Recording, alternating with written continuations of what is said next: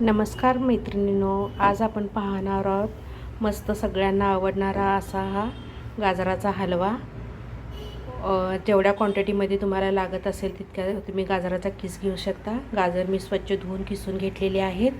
त्याच्यात घालण्यासाठी मी तूप घेतलेलं आहे, इलायची पावडर घेतलेली आहे, दूध घेतलेलं आहे, साखर, बदामाचे काप, काजूचे काप, मगज बी आणि चारोळ हे मी सर्व साहित्य घेतलेलं आहे। हा हलवा आपण कुकरमध्ये झटपट बनवणार आहोत। त्यासाठी मी कुकर घेतला आहे गरम करून, त्याच्यामध्ये मी आता तूप घालून घेणार आहे।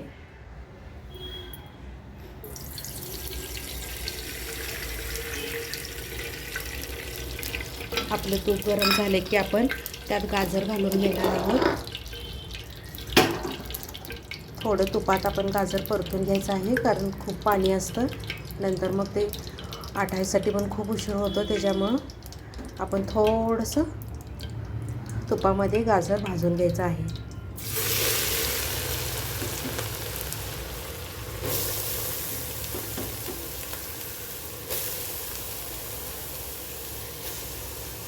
आता गाजर मस्त छान असं हलवून घ्यायचं आहे,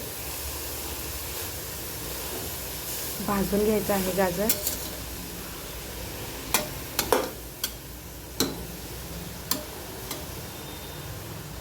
गाजर भाजल्याने पाण्याचा अंश थोडा कमी होतो, त्यामुळं फार वेळ नंतर कमी लागतो दूध घातल्यानंतर।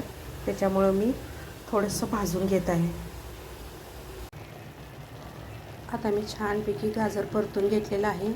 त्याच्यात मी आता अर्धा लिटर दूध घालणार आहे।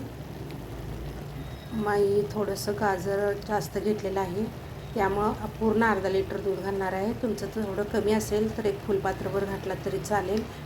मी पूर्णपणे हे सगळं अर्धा लिटर दूध मी ह्याच्यामध्ये घालणार आहे।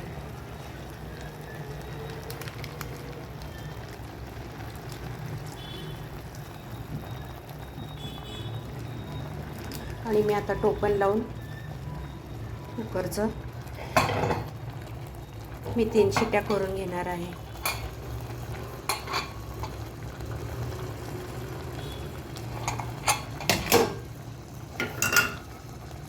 आता त्यात तुमच्या आवडीनुसार साखर घालायची आहे। तुम्हाला कितकं गोड लागेल तितकी साखर घाला।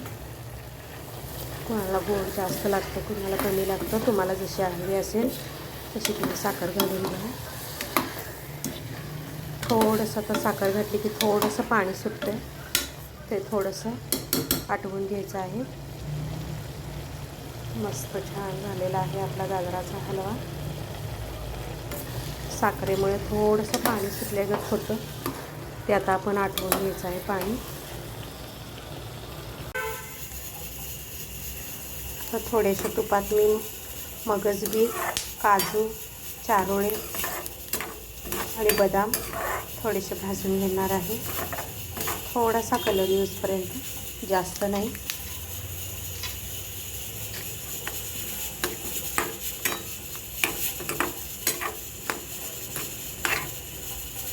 मी आता गॅस घालवून घेत आहे आणि गॅस बंद करून घेते। आपल्या कुकरची शिट्ट्यासुद्धा व्हायला लागली, एक शिट्टी झालेली आहे। आणखीन 2 शिट्ट्या झाल्या की आपण गॅस बंद करून घेणार आहोत।